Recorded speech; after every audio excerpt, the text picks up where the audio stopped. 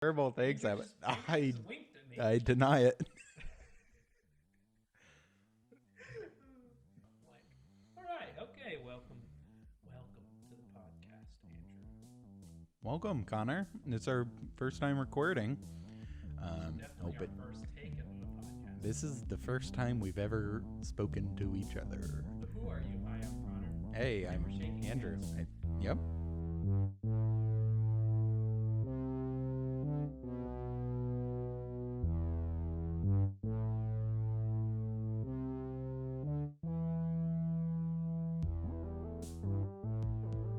Yeah. I'm Connor Cleary, joined by Andrew Spencer. This is a Game a Week podcast.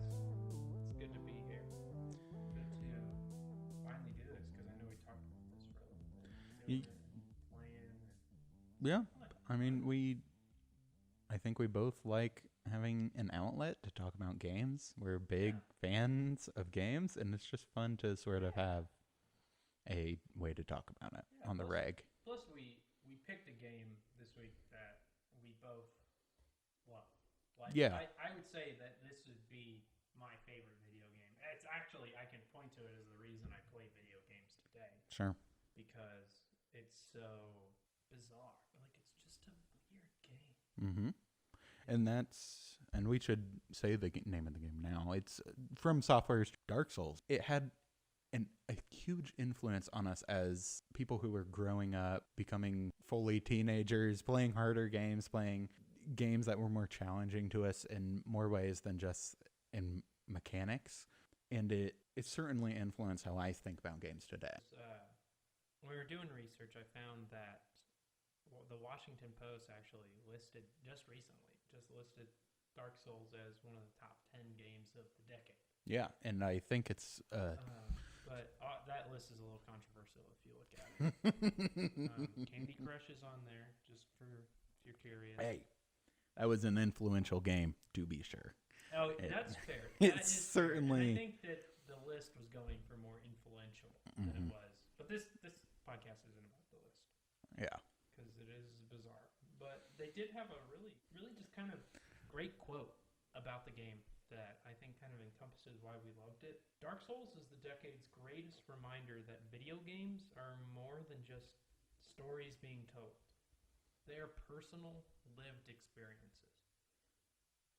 And I think that's why we loved it. That's why when we actually played it a couple days ago, just to refresh our minds about the game, because it's been a couple of years.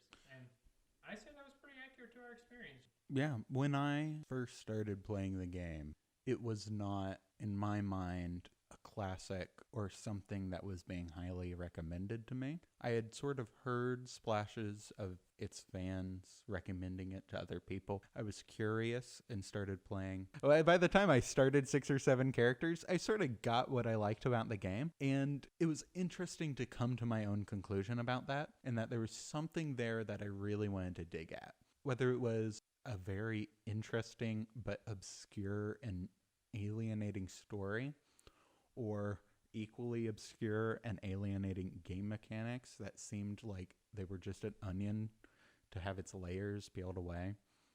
So who did you first hear about Dark Souls from? The first time I ever saw Dark Souls was on a video for a video game site that I had been obsessed with by the time I was 13, whenever this game came out, called Rooster Teeth, which did a viral series of videos called Red versus Blue. They were what people now called machinimas, or then called machinimas. They were little videos between characters from the video game Halo talking to each other. They had uploaded a video of one of their employees getting very, very angry at this game I had never heard of called Dark Souls, where he had sort of called it a terrible game that no one deserved to ever play because it was just brutal and terrible, and he hated it and could not get past the first boss. Whenever I was 13, I thought that sort of tirade of curses and negativity was the funniest thing I had ever heard in my life. And something about him not getting past the first boss made me want to pick up the game and do it for him. I wanted to succeed where he failed and see what was after that boss. It was maybe the most effective video game demo I had ever seen in my life. The payoff for things in Dark Souls, Mhm. it is extremely difficult. Yeah. Like it's a brutal game. Yeah. Like it does not care about you. It does not want you to enjoy the game. But when you do succeed, it just makes it that much. Like the payoff is just so great. And that's sort of bosses in that game. That's sort of the arc of Dark Souls is it is a hard climb from checkpoint to enemy encounters to a boss that you have to go through that climb every time you fail, every time you have to go back for something. And that makes for a very unique, rewarding experience when you finally get over that mountain.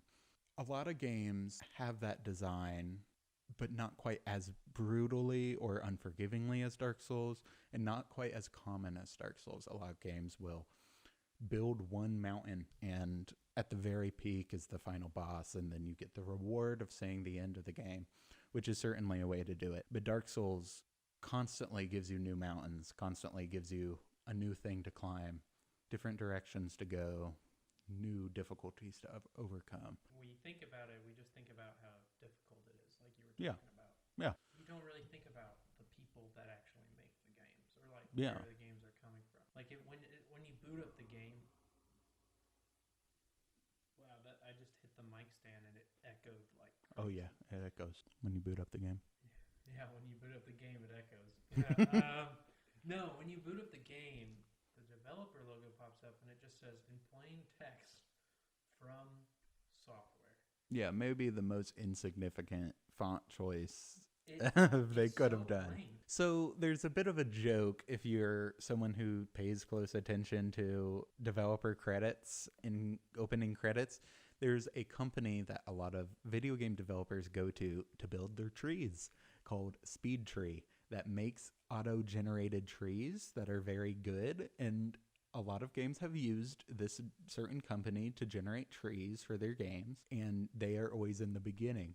And the way From Software on that screen pops up and then fades away reminds me almost like, well, they must have done some strange minuscule version part of the game. You wouldn't think that they're the developer of Yeah. the game. Well, this Like, is Speed Tree. They make the trees. From software, they just provided the developer Yeah, of they the must- software or something. Yeah. Like, Yeah, they made like the rendering software or something. Like yeah. But they don't, what they did, they created the game. they created the game, and they have a genuine history and contribution to the history of games. Like they're not just a nobody, but they've certainly had a hard time making a splash. So they're a Japanese developer. They are a Japanese developer, and they've been in the business since 1986.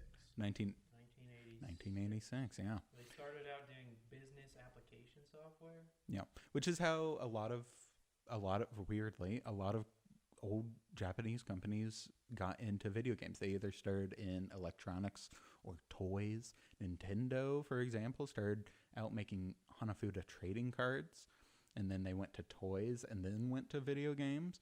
So From Software isn't really that different from a lot of people who were coming into video games. And when they did come into video games, they attached themselves to the newcomer, the rookie, Sony with the PlayStation. Sony had been previously super successful with, cameras, Yeah. TVs. Yeah, but then 1994 rolls around. Sony Oh, yeah. releases the PlayStation. Oh yeah. And From Software was like, they made the logical jump. Uh-huh. They're like, so we've been doing this business application software. Uh-huh. Let's make a video game. Yeah. Like it.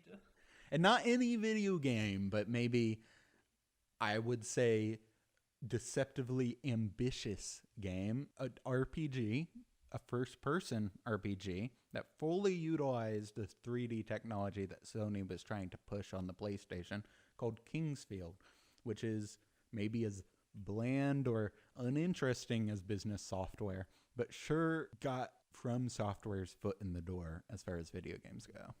From Kingsfield, they went on to release Kingsfield 2, Kingsfield 3.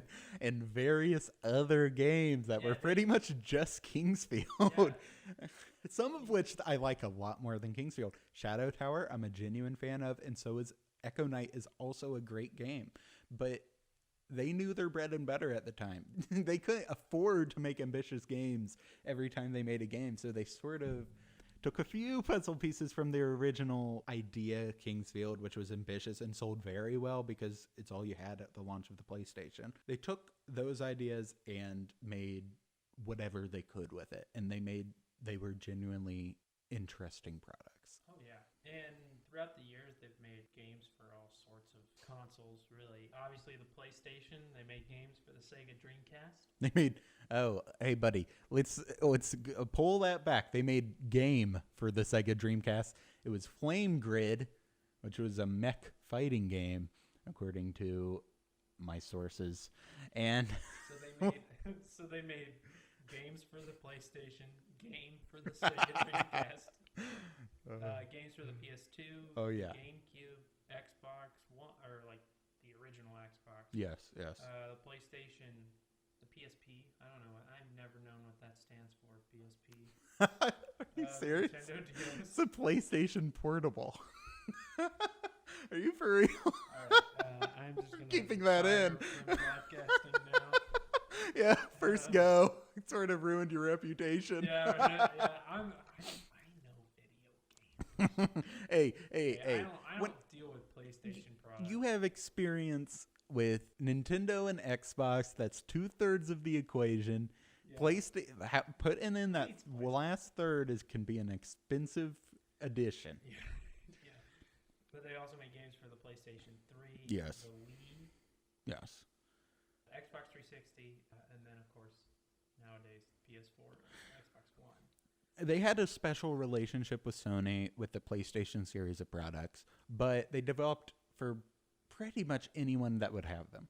And they would sign exclusivity deals coming into the PlayStation 3 sort of generation that would sort of shape their relationships with designers. Yeah, but so like we said, they started out like in 1994 with Sony. Yeah. But they never really, it was just they were releasing titles for Sony. Yeah. And they never really worked directly with Sony. Yeah, there was sort of like this unspoken sort of, they make games for the PlayStation. It took until 2009. So 1994, first game with Sony. 2009, they worked directly with Sony to develop a little-known game. Demon Souls. Which was a cult classic at the time. A lot of people signify Dark Souls as sort of the rise of From Software, as the first time they really made a splash, which isn't true even because they had previously developed the Armored Core series, which was their bread and butter up until the Souls series. But Demon Souls came out and was a genuine cult classic. People loved it. It did not sell gangbusters like Dark Souls eventually would 2 years later. The reason we mentioned Demon Souls is just because you see a lot of reviews from 2011 that will mention Dark Souls and they'll use this specific phrase. There's a lot of them out there that'll just say Dark Souls is the spiritual successor. Yes. To Demon Souls. Yes.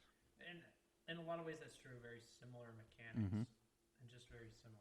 Yeah, even the style of storytelling, the combat, spiritual successor is certainly apt to describe Demon Souls exclusive. Demon Souls was a PlayStation 3 exclusive, but 2 years later, they decided to develop Dark Souls, 2011. It released on both the major consoles at the time. Yeah. It eventually came to Windows 2012.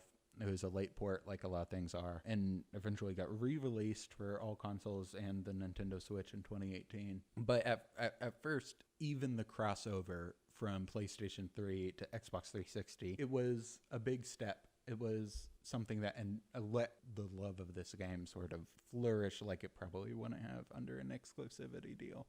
From Software introduced a online component to Dark Souls. That was in Demon Souls. There was an online? Yes. It was awful. It was much more accessible in Dark Souls, but it was really obscure and strange in Demon Souls. There was like a system called World Tendency and stuff. There's a really interesting Miyazaki quote, who was the director of the game, about how he thought of summons whenever he was stranded on the side of the road in a blizzard, or he couldn't get up the hill because his wheels were turning. He was just in the snow, and then a stranger like helped him push up the hill, and then there was just a line of strangers all pushing each other up the hill, and then once he got going, he just had to keep going. He couldn't like say thanks or anything. He just had to keep going, because if he stopped and said thanks, he might have gotten stuck again. So it was sort of this like ships passing in the night sort of thing. And that's how he thought of summons. It's like, here's this stranger helping me out.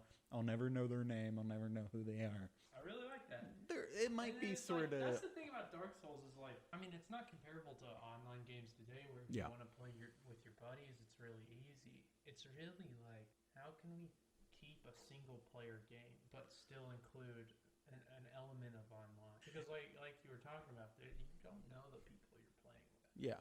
I think that is certainly intentional. I think the developers were not saying, we want you to play with your buddies. I think they were saying the opposite. You should not be playing with your buddies. You should be playing with the strangers, because that is the experience that's intended. It's like you got the orange sign stop zones where random people you will never know, will leave you tips in the ground. Terrible tips, often. Often it's like just someone putting an orange sign stop zone on a ledge and it says jump. Yeah, and they're little tips that people can write on the ground, and they appear in other people's games or your game at random frequency. And all of the messages are generated based off of a given number of words that are the same for everybody writing messages. So people get pretty creative with what they want to say, like there's a secret here, or they want to kill you, so they tell you to jump off a ledge. It's an interesting system and can be a little bit of an eyesore occasionally when there are like 100 messages around one wall, and it's just like, this looks like crap.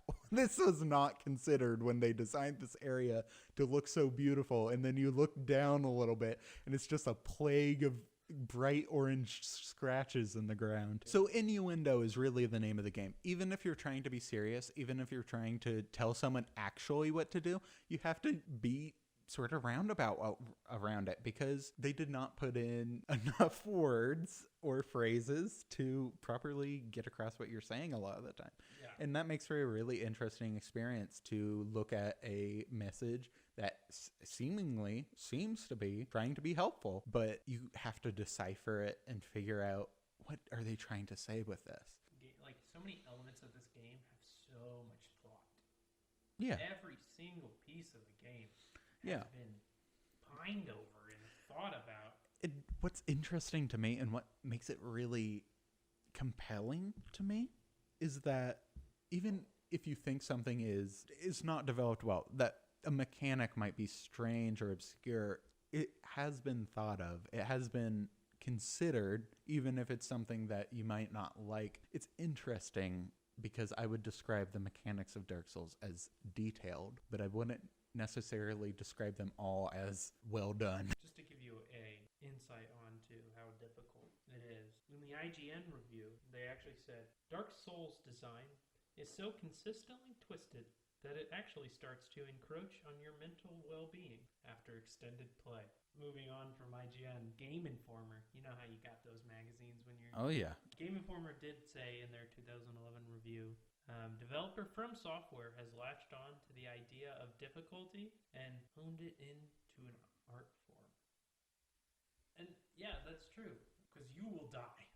Oh, yeah. In fact, one of the editions of the game is literally Prepare to Die edition. Yeah, which the way they take that sort of marketing angle can be occasionally eye-rolling, but... The biggest middle finger, I think, the game says to the player is the first time you encounter Sith the Scaleless, and you can't damage him because he has to kill you. Yeah. Because once he kills you, you get transported to an area that you wouldn't otherwise have access to. Yeah. Yes, it is part of the plot to die to that boss the first time, which is not made clear at all. Oh, nothing in the game is made clear. Yeah. The game doesn't give you anything. I would even roll back the unfairness a little bit to the first time you encounter the dragon on the bridge and you just walk on the bridge and then get roasted with fire, instant death. Yeah, and because then you're so weak, there's no Yeah. way you could survive the fire. Yeah, Yeah. yeah. And there's no indication that there's a dragon on the bridge or that you would need to dodge the dragon right away. It's just like a big, hey, you just beat this really hard boss. Let's kill you with a dragon right away. It's terrible, but it's indicative of the attitude of the game. Let's talk about our playthrough the other day. Oh, yeah. So we decided that in order to prepare for the podcast, we wanted to play through the first good chunk of the game. Mhm. I'd say the first hour. Yeah, well, Realistically, like if you're playing at a steady pace, I think it'd be the first hour.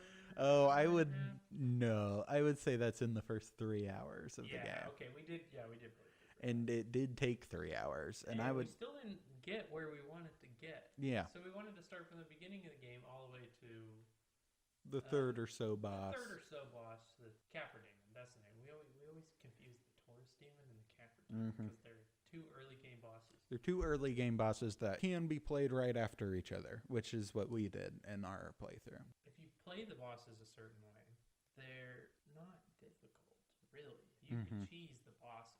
Like for the Taurus Demon, you literally just draw it out on the bridge, run to the other end of the bridge, climb up the ladder, and then drop down on it and hit it once, run to the other end of the bridge, roll underneath its legs, and then climb up the ladder and drop it again. Like it's like just this repetitive, like this is a super easy way to beat it. It's a method that I would only know because I saw another player do it. Yeah.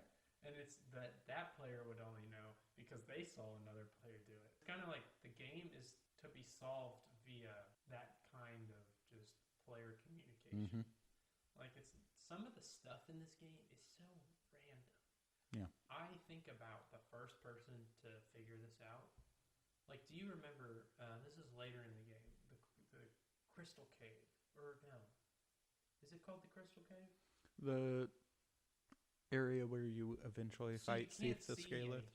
Oh yeah, You can't. Awful. I think, yeah, that part is awful. it's legitimately awful. It's You cannot see the floor. yeah.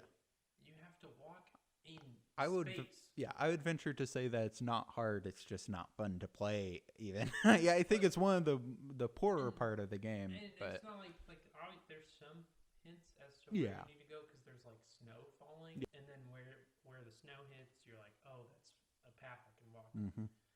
And I see how the first person figured it out, but I swear, I think everyone else except that first person has just looked up how to walk through that area. Yep, it's incredibly obscure. It's so strange And that so many elements of the game are like that. 'Cause Yeah.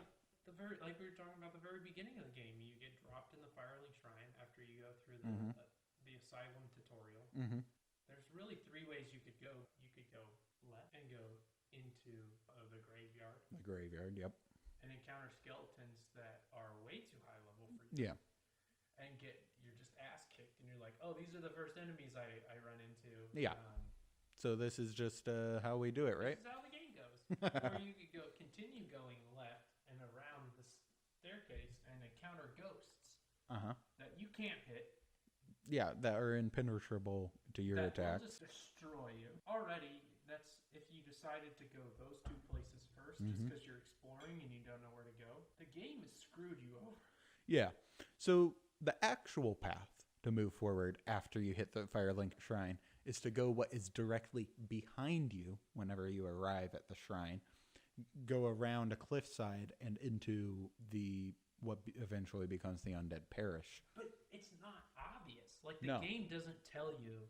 And I do think, even though it's incredibly cruel to the player, I do think it's intentional to say, hey, here are the things that are here. I want you to see where all these places lead. You're going to die, but now you're going to know there are places here. Yeah.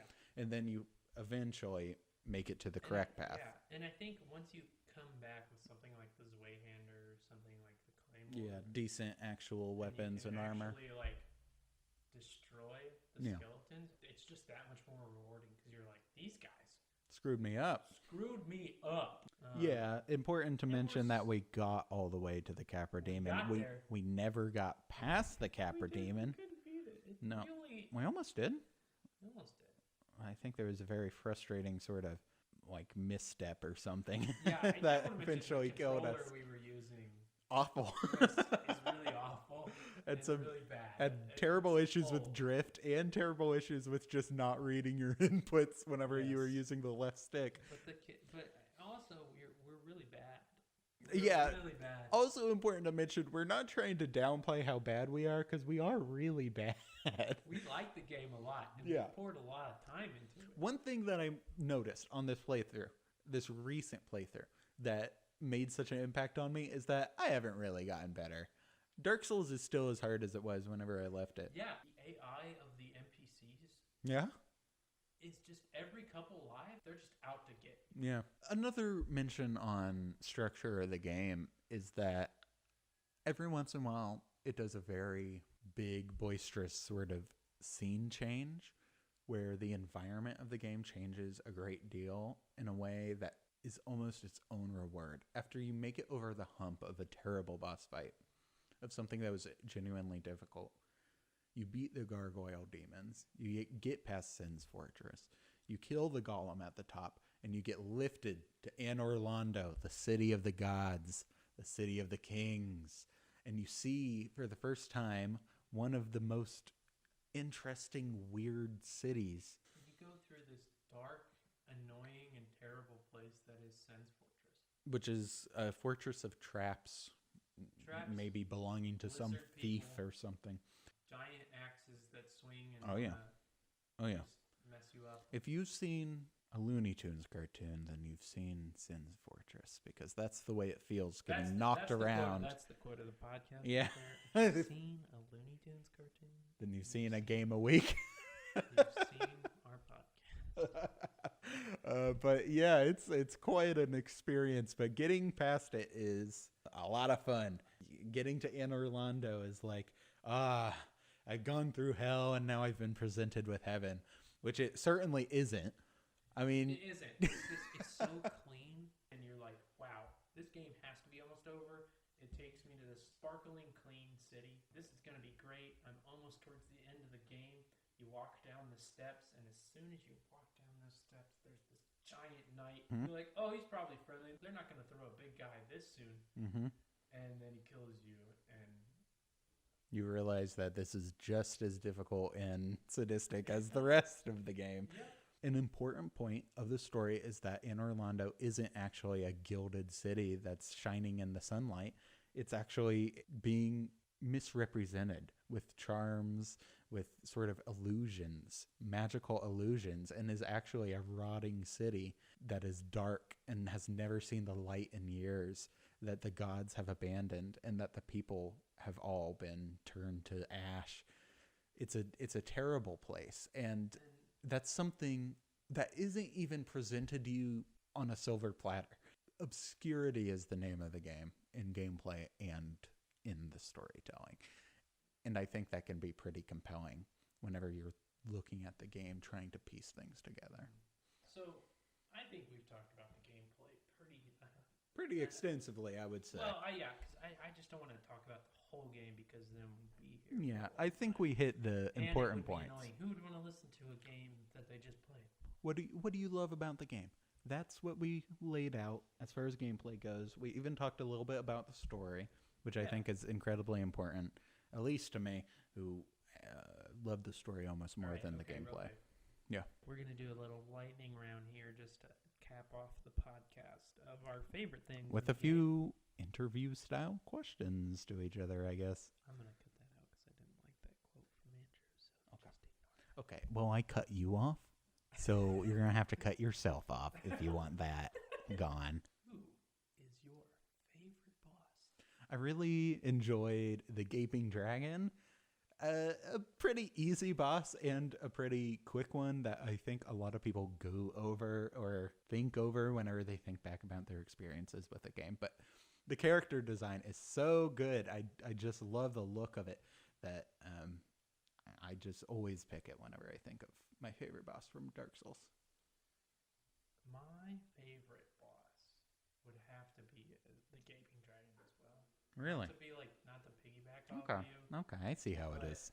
it like you said, it's not a very. It's like if you know how to play the dragon, it's pretty easy. If you think of a dragon as a sort of standard body and then a long neck, which is essentially a snake at the end, think of if the neck was split down from the jaw and the neck opened up into a mouth of teeth, just teeth and teeth and teeth, just a throat completely filled with teeth, and it went wide like bat wings almost. Too bad that all you have to do to beat it is just wait for it to snap on the ground, charge, and then hack at it for like 20 minutes. If you keep just circling around it, it's pretty much pretty easy maybe to the die. easiest boss in the game. Okay, Next question. Least favorite boss. Least favorite boss. Oh, I mean, I think it would be cheating to say the Witch of Izalith, but Ceaseless Discharge is probably actually my least favorite boss. I forgot about that boss. Oh yeah. Oh yeah, dude. Is that the one in the lava? That's the one. It's the big boy. He's in the lava. Yeah, there's some of these bosses. There's no other way to describe them than just saying they're big boys. It's the big boy in the lava. Oh my god! It's a bad boss. I would say Quelaag is That's probably my least favorite boss. Okay. It's such a build up to her. Blighttown sucks. Yeah, Blighttown is awful. Sucks.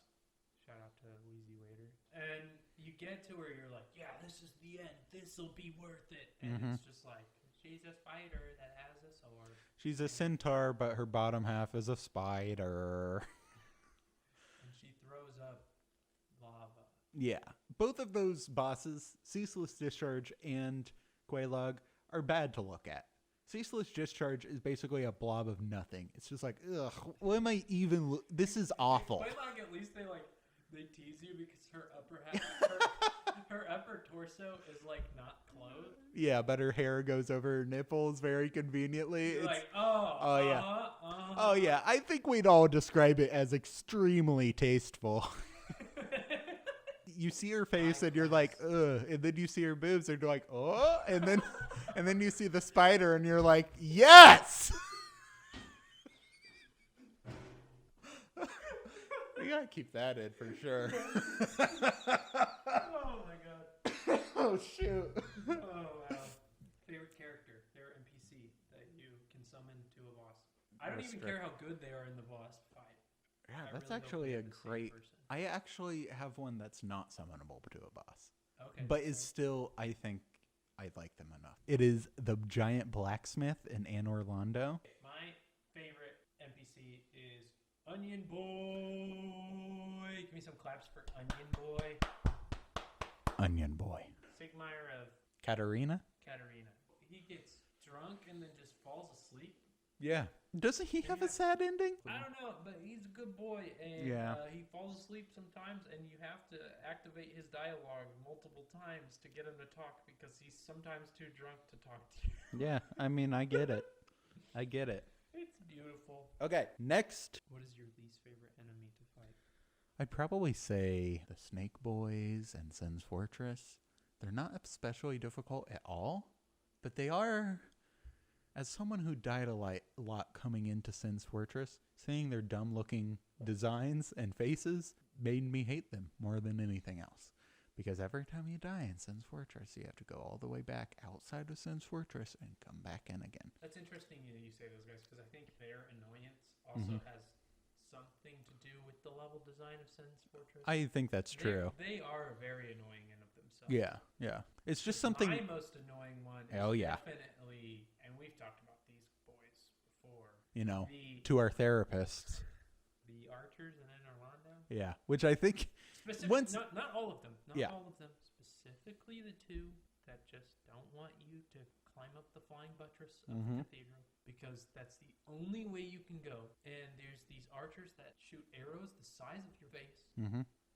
That will send you flying into the middle distance of the universe. And you can't even block them. You just have to sprint and hope that they miss. And even then, you have this tiny ledge to fight them on once you get there. Yeah. And then they'll continue just shooting arrows at you because they hate you and the game hates you. Yeah, it certainly does. But we do love it. I think that's about covers Yeah, this I think game. that covers everything. This game is a lot to talk about, and I think, I mean, we didn't. Yeah, as rambling as we may seem to we be. didn't talk about everything. Uh-huh. We probably could have. Uh-huh. But the game's dense. The game's dense. Let me tell you. Oh. The way this game has had an impact on the entire industry, on the entire video game industry, has been so interesting to see after being such fans of Dark Souls, the original. It's so interesting to see how it's been implemented in all sorts of games, from, you know, God of War, the most recent reboot, to the most recent Zelda, which even had a lot of Dark Souls elements as far as its combat goes, and even the exploration style in that game. It's almost like, I don't know, it's good to see something you love, something that went a little bit underappreciated, go extremely appreciated in the long run. And I think that sort of wraps up our talking about Dark Souls. So, I hope you enjoyed the podcast. Yeah. If you like the podcast, let us know. You can contact us at avideogameaweek@gmail.com. That is AVIDEOGAMEAWEEK